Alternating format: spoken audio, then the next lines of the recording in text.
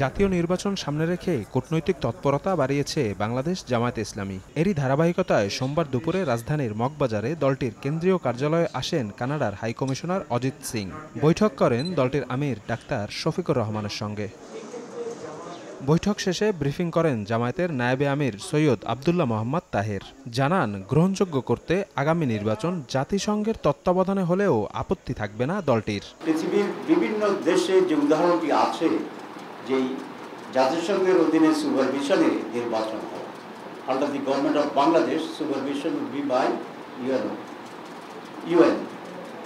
এটা আমরা তাদেরকে বলেছি। সুষ্ঠু নির্বাচন আয়োজনে বাংলাদেশের পাশে থাকার আশ্বাস দিয়েছে কানাডা। একথা জানিয়ে জামায়াত বলছে, জাতীয় ঐক্যমত্য কমিশনের সংলাপে সংখ্যানুপাতিক পদ্ধতিতে ভোটসহ ঐক্য না হওয়া বিষয়ের ফয়সালার জন্য গণভোট হতে পারে। ইনসেক্ট রিপেলেন্ট মাস্টার ব্যাচ যুক্ত আরএফএল ওয়ার্ড্রোব, কাপড় যত্নে রাখার নাম্বার 1 সলিউশন।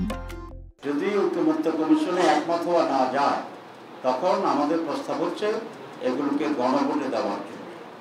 কারণ জনগণই মূল সিদ্ধান্তকারী বলি। ধরুন 10 জনে বললে ইয়েস, একজন বলছে নো, তাহলে আপনি কি করবেন? নিয়ম অনুসারে তো ইয়েসটাই পাস হয়ে যাওয়া উচিত, কিন্তু ঐক্যমত্যের যে অ্যাটিটিউড, যারা সবাইকে এক করে কনসেনসাস হলেই মাত্র রেজাল্ট করতে চায়, this is not a very proper policy. তো যদি সেক্ষেত্রেও একটা পার্থক্য রয়ে যায়, আমরা গণভোটের আয়োজনের জন্য আমরা প্রস্তাব করছি। চলতি সপ্তাহে জার্মানি ও জাপানের রাষ্ট্রদূতের সঙ্গেও বৈঠক করেন জামায়াত আমির।